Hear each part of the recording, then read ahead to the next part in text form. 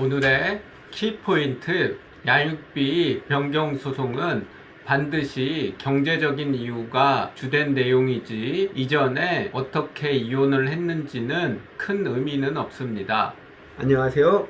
저는 법률상담공잡소 블로그를 운영하고 있는 우영진 실장이라고 합니다. 오늘은 양육비 변경 신청에 대해서 알려드리도록 하겠습니다. 양육비 변경 신청에는 감액 신청과 증액 신청이 있습니다. 일단 증액 신청의 경우에는 특별하게 어려울 것이 없습니다. 왜냐하면 양육비는 동일한 조건이라 하더라도 자녀의 나이가 증가하면 증가할수록, 그리고 상대방의 수입이 증가하면 증가할수록 양육비는 증액이 되게 되어 있습니다. 그러하기 때문에 양육비 증액 소송의 경우에는 특별한 증거가 없이 나이가 증가했다는 그 이유, 그래서 학비가 많이 들어가거나 학원비가 많이 들어간다는 그 이유만 있다 하더라도 양육비 증액 소송을 할 수가 있습니다. 그러하기 때문에 양육비 증액 소송은 그렇게 어렵지도 않고, 대부분의 경우 자녀가 성장을 하거나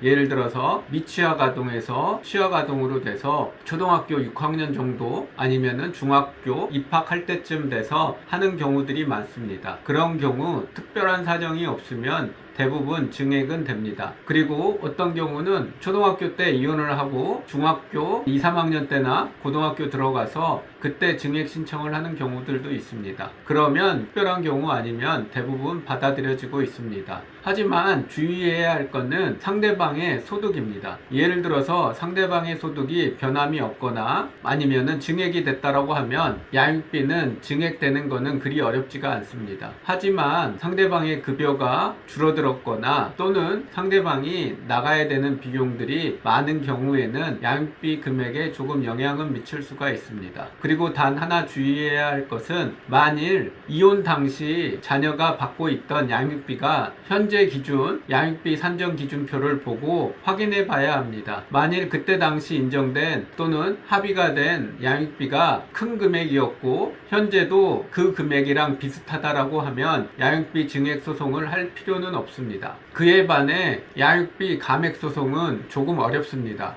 왜냐하면 법원은 양육비 같은 경우는 자녀의 복지에 가장 큰 영향을 미치기 때문에 그 사유가 확실하게 있어야지만 법원이 허락을 해주고 있습니다. 증액과 다르게 감액 소송의 경우에는 반드시 본인이 감액을 해야 되는 그 사유가 있어야 됩니다. 그리고 증거가 있어야 됩니다. 그리고 단기간의 사유로는 법원에서 인정을 해주지 않습니다. 예를 들어서 회사를 그만뒀다 하더라도 이 사람이 충분히 동일한 회사나 회사를 들어갈 수 있는 상황이라고 하면 법원은 감액 신청을 허락해 주지 않습니다. 예를 들어 저희가 했던 사건 중에는 어떤 의뢰인분은 IT 계열에서 일을 했습니다. 50이 넘어가는 나이고 IT 업계에서는 그 정도 나이면은 다시 재취업하기가 어려운 게 국룰이라고 합니다. 하지만 법원은 어떻게 판단을 했냐면 그 사람이 사지가 멀쩡하고 장애가 없기 때문에 충분히 다시 일을 할 수 있다라고 판단을 해서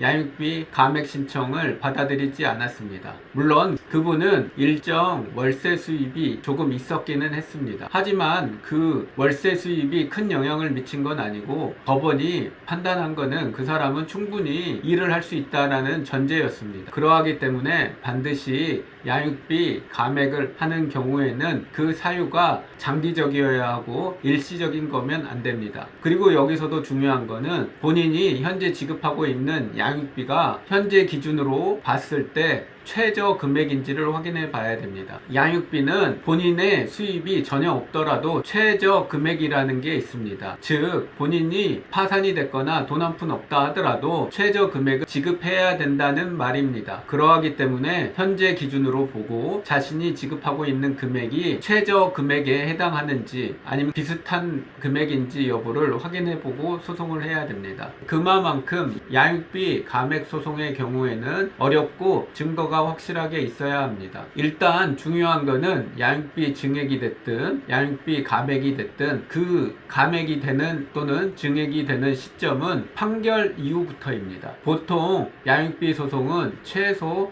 4, 5개월 이상이 소요됩니다. 그러하기 때문에 소장을 접수했을 그 당시부터가 아니라 최소 4, 5개월 이상 지난 다음부터 감액이 되고 증액이 된다는 사실입니다. 증액도 그렇지만 특히 감액의 경우에는 대부분 현재 지급하고 있는 양육비가 부담스러워 지급을 못하는 상황인 경우가 많습니다. 하지만 양육비가 감액되는 그 시점 최소 4, 5개월 이상 이전에 인정된 양육비를 계속 지급해야 된다는 사실입니다. 그러하기 때문에 양육비 변경을 하는 경우에는 하루빨리 들어가는 게 좋습니다. 물론 본인이 감액이나 증액 사유에 해당되는지를 일단 판단을 해야 됩니다. 그리고 난 다음에 법원에 소송을 해야 됩니다. 보통 소송은 앞에서도 언급해 드렸듯이 최소 4, 5개월 이상 걸리고 재판은 최소 한두 번 이상 열리게 됩니다. 물론 조정기일이 열릴 수도 있습니다. 그래서 적당한 금액으로 합의 시도를 할 수도 있습니다. 어떤 분들은 양육비 소송에서 이전의 일들,